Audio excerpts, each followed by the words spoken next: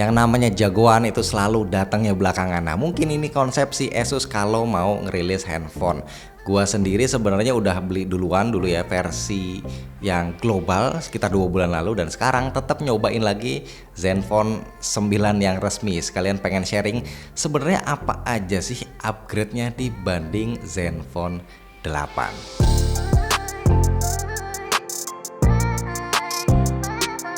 Bismillah, alhamdulillah kita ketemu lagi bareng gua Romi. Gua spill dikit deh di awal. Upgrade yang dikasih di Zenfone 9 ini mantep. Apple tuh harusnya niru kayak gini ya kalau mau ngasih upgrade di HP barunya mereka. Jangan pelit-pelit. Nah, kalau beli Zenfone 9 kita masih dapat casan 30 watt, dapat kabel C2C, terus juga casing bawaan yang menurut gua casingnya stylish banget. Bisa dibilang ini casing premium lah. Kalau bentuk HP-nya kita udah tahu lah ya, Zenfone 9 adalah HP yang compact, bahkan sedikit lebih kecil dibanding Zenfone 8. Backdoor-nya unik, dia polikarbonat dengan finishing matte ala-ala sandstone gitu, jadi gripnya enak banget, nggak gampang kotor juga. Terus modul kameranya juga ikonik, gemesin banget, terus ada tulisan Asus Zenfone di kanan bawah. Nah, ini unit yang warna biru ya, nggak ngejreng, lebih ke kalem dewasa. Lanjut, framenya aluminium, bentuknya flat, jadi feel megangnya mirip-mirip kayak iPhone. Dan alhamdulillah di atas masih dikasih jack audio 3,5 mm dan lubang mic. Terus di bawah ada grill speaker, ada port USB Type-C, dan satu lubang mikrofon lagi. Asus Zenfone 9 ini kan pakai Snapdragon 8 Plus Gen 1 otomatis, jadi Android compact resmi terngebut, nggak ada lawan. Bahkan dia punya opsi RAM sampai 16. Nah, ini unitnya katanya udah ready yang versi 16 barengan dengan versi 6128GB, dan nanti ada satu lagi versi 8256 menyusul ready di bulan Desember. Kalau ada duit 11 juta ya sikat yang 16256, tapi kalau cuma mepet 7 jutaan masih bisa dapat yang 6128. Kalau masih kurang juga dananya bisa tuker tambah ya via Laku6 di Tokopedia, atau kalian jual HP lama di maujual.com. Bonusnya seabrek, dapat cashback 1,5 juta rupiah sama perdana live on isinya 30GB plus bonus kuota up to 10GB tiap kali beli paket, dan ini berlaku seterusnya seumur hidup. Keren gak tuh ya, udah HP-nya cepet laku dapat bonus yang nggak nanggung-nanggung. Yang bikin unik si Live On ini, dia nggak pakai sistem pulsa alias full kuota, tapi tetap bisa dipakai SMS, nelfon gratis ke semua operator. Jadi kalau kita isi ulang ya langsung berupa kuota yang full, bisa dipakai semau kita, mau buat ngapain aja jam berapapun. Jadi nggak perlu sampai begadang ya buat ngabisin sisa kuotanya. Kalaupun itu kuota nanti ada nyisa, itu nggak bakal angus karena bakal diakumulasi seterusnya ke bulan-bulan berikutnya selama kita terus langganan paket sampai 1000GB ya. Nah, kalau mau beli perdananya atau isi ulang, semua itu udah serba online, bisa langsung dari web atau aplikasinya. Link belinya udah ada di deskripsi, sok diintip aja. Nah, sekarang kita lanjut lagi bahas HP-nya. Buat performa bakal kerasa agak jauh dibanding Zenfone 8 yang masih pakai Snapdragon 888. Gue coba tes Antutu benchmark, Zenfone 9 bisa dapetin skor 1.068.000-an ya. Kadang kalau lagi gimana gitu ya, pernah juga di bawah 1 juta.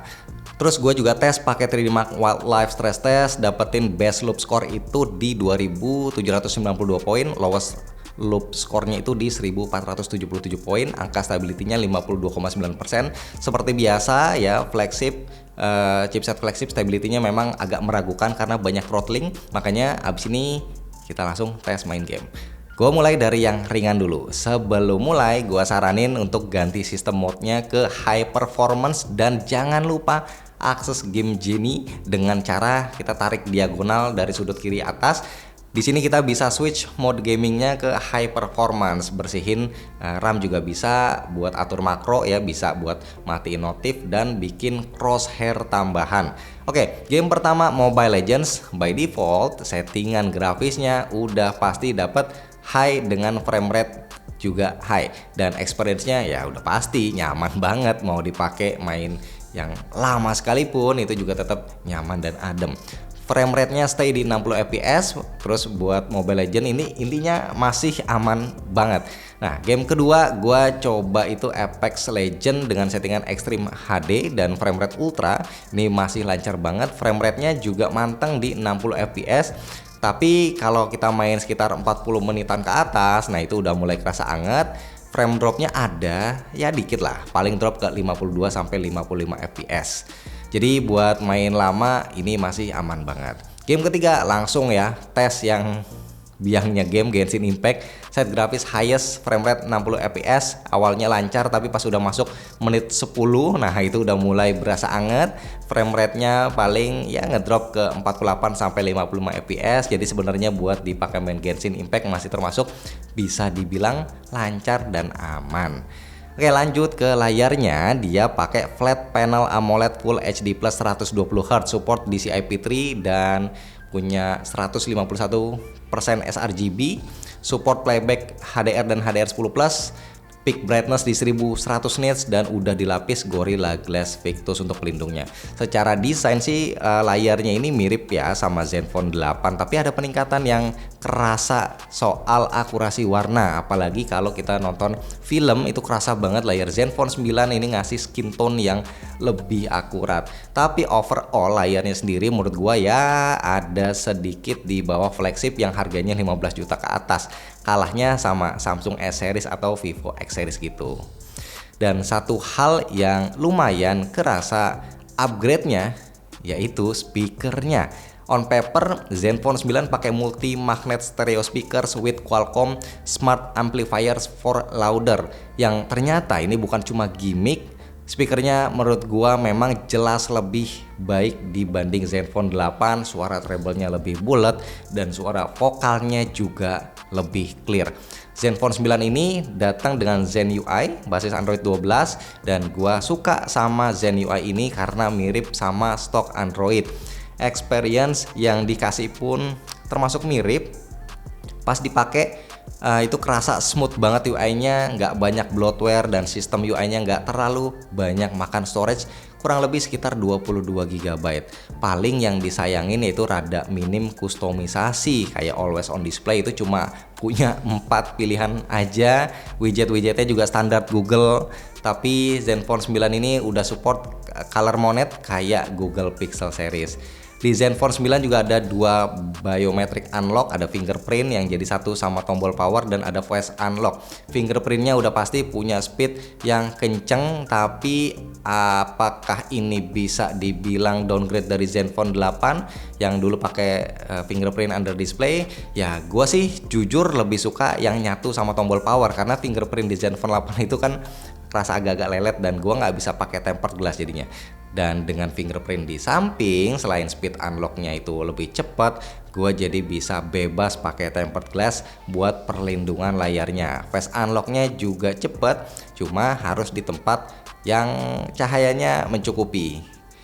Gua juga ngetes jack audionya yang setelah gua coba-coba, nah ini berasa jauh lebih baik dari Zenfone 8. Hipotesis gua karena jack audionya ini kasih resampling rate yang lebih baik, jadi pas kita pakai output suaranya tuh juga ya otomatis lebih bagus dari Zenfone 8 ya. Sayangnya di HP ini ada yang hilang yaitu LED notifikasi, padahal di Zenfone 8 LED-nya ini berguna banget, terutama kalau HP tuh lagi di silent. Jadi LED notifikasi ini bisa jadi patokan kalau ada chat atau telepon masuk. Ya cuma jangan sedih, sebagai gantinya Zenfone 9 ngasih fitur yang baru namanya double tap back yang fungsinya bisa jadi shortcut dan bisa kita atur di menu setting. Ditambah lagi tombol powernya nih yang multifungsi, bisa di swipe, bisa double tap. Pokoknya dengan tombol power ini kita juga bisa dapetin fungsi yang lebih beragam lah. Gua appreciate banget sama idenya Asus buat yang satu ini. Nah, berhubung ini HP kan kecil ya, jadi banyak yang ngeraguin baterainya. Kapasitasnya 4300 mAh alias cuma naik 300 mAh dari Zenfone 8. Tapi siapa sangka iritnya kerasa beda jauh banget. Ini juga karena prosesornya yang sekarang kan makin irit daya. Gue bisa dapetin SOT 5 jam dengan kondisi banyak main game. Kalau untuk pemakaian normal bisa dapat 6-7 jam atau bahkan bisa lebih loh. Dan inilah peningkatan yang paling berasa dibanding Zenfone 8 yang ya Zenfone 8 itu SOT-nya sekitar 3-4 jam doang ya, sedih banget. Oke, sekarang waktunya bahas kamera. Zenfone 9 ini pede pakai 2 kamera aja. Kamera utamanya IMX766 1/1,56 inch 50 megapiksel, bukaan f1.9, ada PDAF, OIS, dan juga gimbal 6 axis stabilizer. Kamera yang satu lagi lensa ultrawide pakai sensor legendaris 12 MP Sony IMX363, bukaannya f2.2. Kualitas lensa wide-nya gua ngerasain udah setara HP flagship. Di daylight fotonya punya detail yang bagus, dynamic range-nya juga luas, processing HDR-nya itu juga rapi, warnanya juga pas, lebih ke arah natural, bukan tipikal yang gonjreng-gonjreng. Nah, kalau pas low light detailnya agak sedikit soft dan itu bisa dibantu pakai night mode.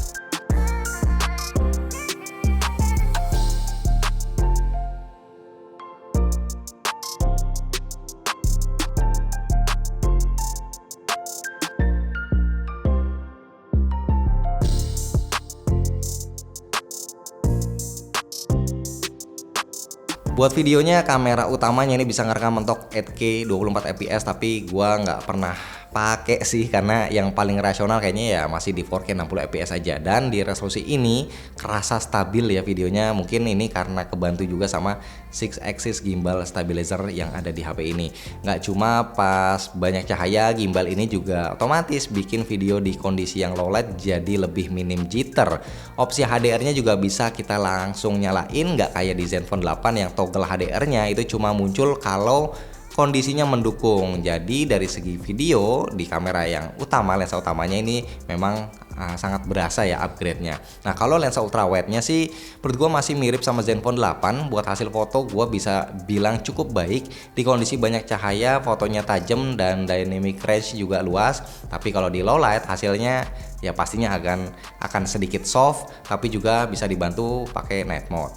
Video ultrawide mentok di 4K 60 dan stabilisasinya juga terasa masih lumayan oke.